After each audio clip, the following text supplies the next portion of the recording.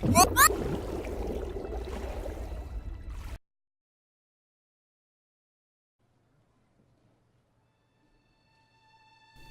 and welcome to a new series in which I showcase more recent games I like, which are relatively short in length.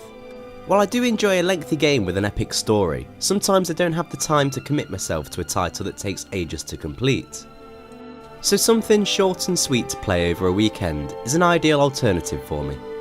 The games I'll be showing off are perfect rental games, and the rental service I use to receive and show you these games is Boomerang Games. I've been with them for 9 years and they've provided me with loads of gaming goodness without the massive costs of buying all the games I've played. So, in short, in this series I'll be looking at games that make good short rental games, and the first game I'll be looking at is RiME. RiME plays as a puzzle platformer which feels kinda like a cross between Eco and Journey. You play as a young boy washed up on a beach on a seemingly deserted island.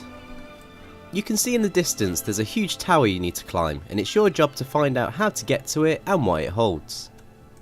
At the start of the game you'll witness a shadowy character in a red robe always out of reach, and then a fox who will help you find your way through the varied landscapes.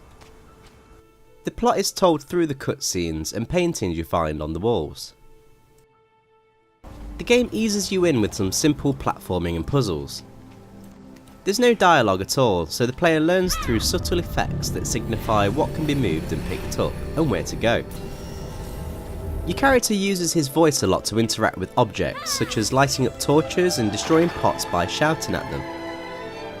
There's practically no interface used here, no map to show you where to go, no health bar.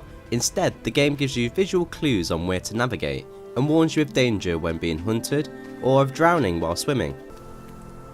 A lack of interface allows you to focus on the game's visuals, which are bright, colourful and really pleasing to look at. Environments are brimming with life. There's lots of vegetation and wildlife such as lizards on stone walls and pigs grazing wildly. When the game drags itself out in between puzzles, it's just a joy to look at the fantastic world the developers have created. If you stray from the beaten path, you can find some numerous collectibles, if you have the patience to find them all. The music of RiME works wonderfully with the gameplay. A beautiful orchestral piece will play as you soak in your surroundings, until it's elevated into something more dramatic as the danger rises in the gameplay. The puzzles you encounter through your journey are never really too difficult. You'll be collecting keys, moving boxes and creating shadows and shapes with light. You'll also have to do your fair share of platforming, which works brilliantly. I never encountered a problem climbing about. Underwater sections work surprisingly well too, and environments can look wonderful underwater.